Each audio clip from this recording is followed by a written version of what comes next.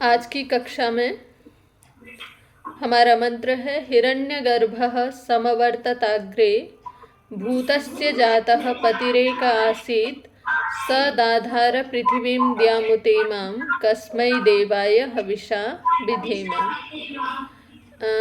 जो हम प्रातः और सायंकाल यज्ञ करते हैं, उस यज्ञ के प्रारंभ में ईश्वर स्तुति प्रार्थना उपासना नाम से हम 7 मंत्रों का वाचन करते हैं। उन मंत्रों में ये दूसरा जो है मंत्र है हिरण्यगर्भः समवर्तताग्रे।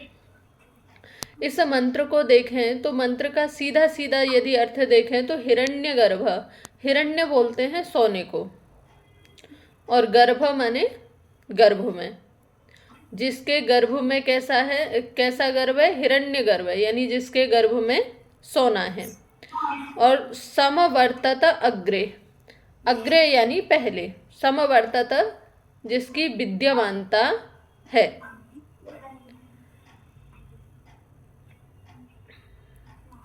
सोना जो है परमपिता परमात्मा के गर्भ में बताया है। सोना का मतलब केवल एक वो स्वर्ण धातु नहीं है। सोने का मतलब है जितना भी चमकने वाला जो भी दिव्य पदार्थ है वो सब स्वर्ण है। जो भी उपयोगी होता है वो सब क्या होता है? सोना होता है। दुनिया में जो भी वस्तुएं बनी हैं, जितनी भी वस्तुएं बनी हैं, कोई भी वस्तु जो है ऐसी नहीं है कि बिना गर्भ के हो। हम मनुष्य, हमारी उत्पत्ति हुई तो हम कहाँ से आते हैं? माता के गर्भ में से। एक मुर्गी का बच्चा है, चूजा है, वो कहाँ से निकलता है? मुर्गी के गर्भ में से। यानी दुनिया में जितनी भी जो भी वस्तुएं बनी हैं, जिसके भी निर्देशन में, निरीक्षण में, जहाँ भी रहती हैं, वो बनती हैं गर्भ में। पेड़ पौधे निकलते हैं तो वो भी कहाँ से निकलते हैं? भूमि के गर्भ से निकलते हैं। तो गर्भ यानी वो स्थान जहाँ से क्या होती है? उत्पत्ति होती है। एक प्रकार से कहें तो जो हमारा उत्पत्ति का केंद्र है, उत्पत्ति का जो आधार है, वो क्या है? गर्भ है। और वो गर्भ कौन सा है? हिरण्यगर्भ, यानी परमपिता परमात्मा जो है वो हिरण्यमय है। हम सूर्य है, चंद्र है, ग्रह है, नक्षत्र है, तारे हैं, ये सारे के सारे कहाँ से बने हैं? उस परमपिता परमात्मा से ही बने हैं। तो सभी देदीप्यमान, ज्वलंत, चमकने वाले पदार्थ हैं। दूसरी दृष्टि से देखें, अभी मैंने आपको कहा कि जो भी हमारे लिए उपयोगी है वो सब क्या है? सोना है। अभी पिछली कक्षा में एक दिन मैं आपसे कह रही थी कि यदि हम रेगिस्तान में भटक जाएं और मेरे पास में लाख रुपए हों और पानी की प्राप्ति ना हो, तो मैं एक गिलास पानी के लिए, आधे गिलास पानी के लिए उन लाख रुपयों को तुरंत अर्पित कर दूंगी, मुझे पानी दे दो। क्योंकि सबसे ज्यादा मूल्यवान, कीमती क्या है? पानी है। यदि मेरे पास में सोने की, हीरे की घड़ी, चैन, जो भी कुछ होगा, मैं उसको भी अर्पित कर दूंगी कि जीवित रहे। तो यानी जीवन जो है वो अमूल्य है, और जीवन के लिए जितने भी पदार्थ हैं वो सभी क्या हैं? स्वर्ण हैं, हिरण्य हैं। तो परमपिता परमात्मा ने जब हमारी सृष्टि हुई, मनुष्य सृष्टि हुई, मनुष्य सृष्टि होने से पूर्व जो है संपूर्ण पदार्थों को बना दिया था। मनुष्य की सृष्टि सबसे अंत में हुई है। मनुष्य के लिए उपयोगी क्या है? प्राणवायु। मनुष्य के पैदा होने से पहले हवा की आवश्यकता थी, क्योंकि नासिका काम कब करेगी? जब हवा होगी तब तो नासिका की सार्थकता है ना। नासिका काम क्या है? श्वसन करना है। और श्वसन क्रिया कब होगी? जब वायु होगी तो श्वसन होगा। जिह्वा का काम क्या है? चखना है। यानी व्यर्थ का कोई पदार्थ बनाने का तो कोई औचित्य ही नहीं है। ईश्वर ने मुख बनाया तो मुख को खाने के लिए, सेवन करने के लिए पहले से पदार्थ की विद्यमानता होती है। तो वो क्या है? जितनी भी इस संसार में जो भी पदार्थ बनाए हैं ईश्वर ने, वो सब मनुष्य की सृष्टि से पूर्व बनाए हैं। और जितने भी जो भी पदार्थ बनाए हैं वो सब क्या हैं? हिरण्य हैं। तो उसके गर्भ में क्या है? हिरण्य है। और कहा समवर्तता अग्रे, यानी वो सबसे पहले था। देखो कोई भी चीज अग्रे जो होती है पहले है, मैं कहूँ कीर्ति आगे है। कीर्ति आगे का मतलब है कीर्ति से पीछे, कीर्ति के साथ में कोई होना चाहिए। केवल मैं कहूँ ये आगे, एक अकेला बैठा है, मैं कहूँ उसको वो आगे है, तो बात नहीं बनती है। बात कब बनती है? जब उसके साथ में 2, 4, 5, 6 हैं, तब हम कहें अग्रे, तो बात समझ में आती है, विद्यमानता समझ में आती है कि वो पहले से क्या है, विद्यमान है। तो ईश्वर जब था तो ईश्वर के साथ में कुछ और तत्व भी थे। अब ये प्रश्न मेरा आपसे है कि वो कौन से तत्व थे कि ईश्वर उनके आगे पहले से विद्यमान था? आप हाँ जानते हैं आप, कौन से तत्व थे वो तत्व हैं मूल प्रकृति, वो तत्व हैं जीवात्मा। और ये उस मूल प्रकृति को लेकर के जो ये संसार बनाया, इस संसार से पहले वो विद्यमान था। यानी ईश्वर के साथ में कौन विद्यमान थे? ईश्वर के आगे, ईश्वर जिनके आगे विद्यमान है, तो वो तत्व कौन से हैं? जीवात्मा है और प्रकृति है। और फिर उस प्रकृति से लेकर के ये संपूर्ण ब्रह्मांड जो रचाया गया है ये है। तो इस सब के आगे वो पहले से विद्यमान था। यानी ये दुनिया बनी, इस दुनिया के बनने से पहले भी उसकी सत्ता है। और कह रहे भूतस्य जातः, भूत जातः जो उत्पन्न हुआ है, जितना ये भूत उत्पन्न हुआ है, उस उत्पन्न भूत का वही क्या, एक पति ही आसीत, वो एक अकेला पति था। देखो भूत आप जानते हैं, पंच महाभूत,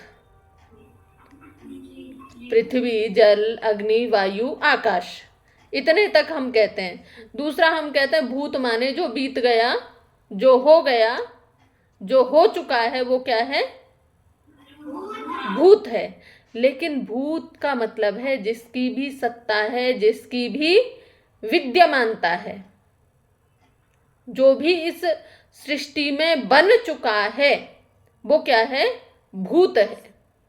जो भी है, मैं हूं, आप हैं, पेड़ हैं, पौधे हैं, नली हैं, नाले हैं, खाई हैं, जो भी कुछ है, सूर्य है, चंद्र है, नक्षत्र है, वायु है, जल है, अग्नि है, जो भी कुछ है, उस सब का, क्योंकि ये सब पदार्थ क्या है, भू सत्तायम धातु है ना, यानी ये सब क्या है, उत्पन्न हो चुके हैं। तो जितने भी पदार्थ जातः उत्पन्न हो चुके हैं, जिनकी भी सत्ता है, जिनकी भी विद्यमानता है, उनका एकमात्र वही पति था। अब पति किसको बोलते हैं? पति शब्द बनता है पा धातु से, पारक्षणे, है ना, पालने, जो पालन करता है, जो रक्षा करता है, वो कौन होता है, पति होता है। हम लोक में पति पत्नी शब्द का प्रयोग करते हैं, है ना। एक स्त्री होती है, उसका जिसके साथ में विवाह हो जाता है, उसको क्या बोल देते हैं, पति बोल देते हैं, उसी को बोलते हैं ना पति। पर यहाँ पति का मतलब वो पति नहीं है जिसके साथ में वैवाहिक संबंध स्थापित किया जाता है, जिसके सप्तपदी की प्रक्रिया होती है, बारात लेकर के जाते हैं, आदि आदि, वो यहाँ वो पति नहीं है। पति का मतलब है जो रक्षा करने में समर्थ है, जो रक्षा करता है वो पति है। वास्तव में हम लोक में जिसको हम पति बोल रहे हैं, उसका मतलब भी वही है कि वो रक्षा करता है। किसका? जिसको वो लेकर के जा रहा है, जिसको उसके हाथ में सौंपा गया है, उसकी वो रक्षा करता है। किससे रक्षा करता है? अज्ञानता से, बुराई से, अभावों से रक्षा करता है, वो पति होता है। सेम अर्थ पत्नी का भी है कि पत्नी भी वही पत्नी है, पत्नी भी उसी धातु से बनती है, पा धातु से। यानी पत्नी भी क्या है? पालयित्री भवती, पत्नी पालन करने वाली होती है, रक्षा करने वाली होती है। किससे? यदि पति कहीं दुर्गुणों में, दुर्व्यसनों में जा रहा है, कहीं गलत मार्ग पर जा रहा है, तो वो वहां से उसको तुरंत क्या करती है? रोकती है। ये काम किसका है? पत्नी का है, इसीलिए उनको पति पत्नी बोलते हैं, क्योंकि परस्पर वो एक दूसरे का हिम्मत बन करके खड़े रहते हैं, एक दूसरे का कवच बन करके खड़े रहते हैं, वो पति पत्नी हैं। देखा होगा ना, महाभारत का युद्ध हो गया या अन्य बहुत सारे उदाहरण देखने को मिलते हैं, क्योंकि ये हमने प्रतिज्ञा की है एक दूसरे का सहयोग करने की, एक दूसरे के लिए खड़े रहने की, तो वो पति पत्नी कहलाते हैं। तो अब ईश्वर उस प्रकार का पति तो है नहीं, ईश्वर क्या है, पति है, यानी रक्षा करने वाला है, पालन करने वाला है। तो ये संपूर्ण जो जितना भी ब्रह्मांड है, चराचर जगत है, जितने भी जीव जंतु हैं, उन सबका वही एकमात्र क्या है, पालक है, वही एकमात्र जो है इनकी रक्षा करने वाला है। पति शब्द का एक मतलब स्वामी भी होता है। जैसे राजा को क्या बोलते हैं, भूपति। एक शब्द सुना होगा आपने प्रजापति, एक शब्द सुना होगा आपने अधिपति, है ना। ये क्या है, यानी अधिपति, प्रजापति, भूपति, यानी जो भूमि का स्वामी होता है, भूमि का मालिक होता है, उसको क्या बोल देते हैं, भूपति। यानी उस संपूर्ण धरती पर किसका अधिकार है, उसका अधिकार है, तो वो क्या कहलाता है, भूपति कहलाता है।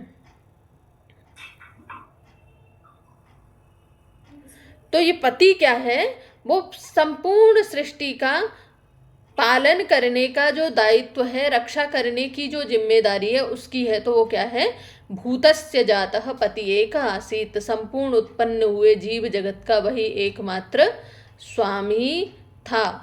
स्वामी यानी जो किसी चीज का स्वामी हो जाता है, मालिक हो जाता है, तो उसकी पूरा जिम्मेदारी हो जाती है, दायित्व हो जाता है। जैसे मान लीजिए आपको कोई वस्तु दे दी जाए, या कई बार हम खेल खेलते हैं या और भी कई गतिविधियां करते हैं, उसकी जिम्मेदारी आपको दे दी जाती है। तो वैसे चाहे आप उसकी देखभाल करें ना करें, लेकिन जब उसको जिम्मेदारी दे दी जाए तो फिर आप पूरा सतर्क रहते हैं कि एक वस्तु भी इधर से उधर ना हो जाए। जैसे किसी बच्चे को भंडार की जिम्मेदारी दे दी गई, तो वो पूरा देखता है कोई अनावश्यक वस्तु यहाँ से ना ले जाए, या इधर से उधर कोई चीज ना हो जाए, क्योंकि अब इसका दायित्व किसका है। यदि कुछ इधर से उधर हो गया, कुछ ऊपर नीचे हो गया, तो किसको सुनना पड़ेगा, किसको कहना पड़ेगा, ये मेरे क्षेत्र में आता है। यानी अभी क्या हूं, मैं इसका नियंता हूं, मैं इसका स्वामी हूं, मैं इसका मालिक हूं। यदि कुछ भी हो गया तो मुझे सुनने को मिलेगा।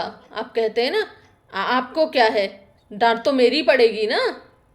तो वो क्या है, स्वामी है, मालिक है। हालांकि ईश्वर को कोई डांटने वाला नहीं है, लेकिन क्या होता है, जैसे ही हमें कोई दायित्व मिलता है तो उसके साथ में हमारी कर्तव्य भावना जागृत हो जाती है, और उस कर्तव्य भावना से जागृत होकर के क्या है, हम फिर उसकी पूरी व्यवस्था, जिम्मेदारी का भाव हमारे मन में होता है। एक गुरुकुल की पुस्तक आपको दी जाए, दूसरी आप स्वयं के पुस्तकों से या आपके माता पिता आपको कोई वस्तु ला करके दें, दोनों में कितना अंतर आ जाता है। ये मेरी है, यानी मेरी पुस्तक, मेरा, तो जहां, क्योंकि मेरा अपनत्व जहां पर आ गया, तो वो क्षेत्र, वो स्वामीपन, वो जो है उस ईश्वर का पूरा है। तो ईश्वर उस सृष्टि की, संपूर्ण सृष्टि की उसी प्रकार से सुरक्षा, उसी प्रकार से व्यवस्था करता है जैसे कोई गृहस्थ व्यक्ति अपने घर की रक्षा करता है। घर को बड़े ही यत्न से बनाते हैं लोग, अपने पूरे जीवन की जमा पूंजी एक घर को बनाने में, सजाने में लगा देते हैं। इधर से उधर कुछ ना हो जाए, जरा सा ऐसे ना हो जाए, वैसे ना हो जाए, पूरा ध्यान रखा जाता है। तो ये इतनी बड़ी सृष्टि जिसका घर है, तो वो ईश्वर भी इस सृष्टि का उसी प्रकार से ध्यान रखता है जैसे कोई व्यक्ति अपने घर का ध्यान रखता है। और जब किराए के मकान में होते हैं तो मेरी कौन सी है, मुझे 2 महीने रहना है, 4 महीने रहना है, 2 साल रहना है, मकान मालिक जाने। घर में कुछ टूट फूट हो जाए, ऊंच नीच हो जाए, कुछ हो जाए, तो मेरा कौन सा रखा है। हो सकता है कई बार आपके मन में भी ये भाव आ जाता हो, लेकिन जहाँ अपनत्व का भाव होता है, जहाँ अधिकार का भाव होता है, जहाँ जिम्मेदारी का भाव होता है, तो वहाँ हम हर एक सूक्ष्मता से निरीक्षण करते हैं कि कोई भी किसी भी प्रकार की त्रुटि ना हो जाए। कहीं छत पर पानी भर रहा है या बिना बात के टैप टपक रही है, टंकी टपक रही है या और कुछ हो रहा है, हम तुरंत रिपेयरिंग कराते हैं, क्योंकि दीवार बेकार हो जाएगी, छत बेकार हो जाएगी, भवन जर्जरित हो जाएगा। तो जैसे हम ध्यान रखते हैं वैसे ही परमपिता परमात्मा इस संपूर्ण ब्रह्मांड का, संपूर्ण सृष्टि का उसी प्रकार से पालन करता है, उसी प्रकार से उसकी रक्षा करता है। और फिर कहा सदाधार पृथ्वीम द्याम उत इमाम। स माने वही परमपिता परमात्मा, दाधार माने धारण करता है। ये दाधार जो है बेटा धा धातु का ध्री जो धारणे है उसका रूप है, और डूधाएं धारण पोषण यो उससे बना है, और इसका मतलब है धारण करना। और ये रूप बना है किस लकार में है? लिट लकार में, यानी परोक्ष भूतकाल में। परोक्ष भूतकाल उसको बोलते हैं जिसको हमने आंखों से नहीं देखा। जैसे राजा राम हुए, हमने देखे? नहीं देखे। तो संस्कृत में जब लिखते हैं तो कहते हैं राजा राम बभूव, राम बभूव, राम रावणयोर युद्धम अभूत, यानी राम और रावण का युद्ध हुआ था, हमने नहीं देखा, परोक्ष बभूव, है ना। तो अब यहाँ पर भी क्या है? सदाधार पृथ्वी, ईश्वर ने सृष्टि बनाई, ईश्वर धारण कर रहा है, पर हमने नहीं देखा, तो इसीलिए परोक्ष भूतकाल का प्रयोग किया है। लोक में, हिंदी में, अन्य भाषाओं में केवल एक ही लकार होता है भूतकाल, लेकिन संस्कृत भाषा में भूतकाल भी जो है 3 है बेटा। एक तो आपका लंग लकार प्रयोग करते हो ना, अनद्यतने लंग, जो आज का भूत नहीं है ना। एक होता है सामान्य भूतकाल जो कि लुंग लकार है, और एक परोक्ष भूत होता है जो कि लिट लकार है। तो ये 3 जो हैं भूतकाल संस्कृत भाषा में प्रयोग किए जाते हैं। तो सदाधार पृथ्वी, उसी ने क्या किया है? इस पृथ्वी को धारण किया है। द्याम, द्याम माने द्यूलोक को, उत इमाम, और द्यूलोक पृथ्वी लोक को छोड़ दो, फिर क्या बच गया? 3 ही तो लोक हैं, अंतरिक्ष लोक बच गया, द्यूलोक, पृथ्वी लोक और अंतरिक्ष लोक को जिसने क्या किया है? धारण किया हुआ है। ऐसे क्या है? कस्मै देवाय हविषा विधेम। कह, कह का चतुर्थी एक वचन में कस्मै। वैसे कह, कह का मतलब क्या है? अत्र कह अस्ति, कौन, है ना। तो कस्मै किसके लिए? हविषा विधेम, हवि से जो है हम किसका, हम हवि से पूजन करें। वैसे यहाँ किसके लिए नहीं है, या कस्मै का जो निघंटु निरुक्त है वहाँ पर क जो है वो प्रजापति के नाम में है। क इति सुख नाम ध्येयम, क जो शब्द है वो किस में पड़ा हुआ है? सुखवाची नामों में पड़ा हुआ है। क इति सुख नाम ध्येयम, और वहाँ क का मतलब इसका यानी सुख स्वरूप, उसका स्वामी जी अर्थ भी यही करते हैं, क इति सुख स्वरूप। तो जो सुख स्वरूप परमात्मा है उसको हम हविषा, हवि से जो है हम उसकी पूजा करते हैं, अर्चना करते हैं। अभी पीछे जो है मैं कुछ देख रही थी, अचानक से कुछ आया था, मुझे पूरा तो उसका नाम याद नहीं है, कोई वेब सीरीज या कुछ मूवी या कुछ बना है, इतना मुझे पता है।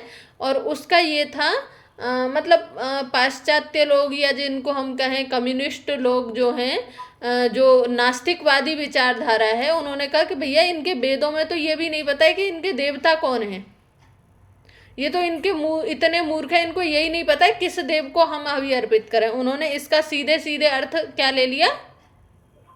किस देव को हम हवि अर्पित करें, यानी अपने देव का ही नहीं पता है, अपने देवता को ही नहीं जानते हैं किस देव को दें, या इनके इतने देवता हैं कि उनमें से कौन से देव को हम हवि दें, ये इतने कंफ्यूज हैं। यानी जो व्यक्ति संस्कृत भाषा को नहीं पढ़ता है, संस्कृत भाषा की वैज्ञानिकता को वो नहीं समझ सकता। संस्कृत भाषा विशिष्ट वैज्ञानिक भाषा है और इसमें एक शब्द के अनेक अर्थ होते हैं। उन्होंने तो अंग्रेजी की तरफ, जैसे अंग्रेजी का एक शब्द का वही सीधे सीधे अर्थ होता है, संस्कृत में ऐसे सीधे सीधे अर्थ नहीं होता। उन्होंने क शब्द का मतलब यही सुना, किसके लिए, क माने कौन, पर यहाँ क मतलब कौन तो होता ही है। कस्मई, क मतलब सुख स्वरूप भी होता है, और उस सुख स्वरूप का चतुर्थी कस्मई, यानी सुख स्वरूप जो परमपिता परमात्मा है, उसी की जो है हमें हवि के द्वारा अर्चना करनी है, उसी की हमें हवि के द्वारा पूजा करनी है। अपने यहाँ परंपरा है, आपने अनेक बार सुना होगा, जब भी कोई शिष्य गुरु के पास में जाता है तो क्या लेकर के जाता है, 3 समिधाएं लेकर के जाता है।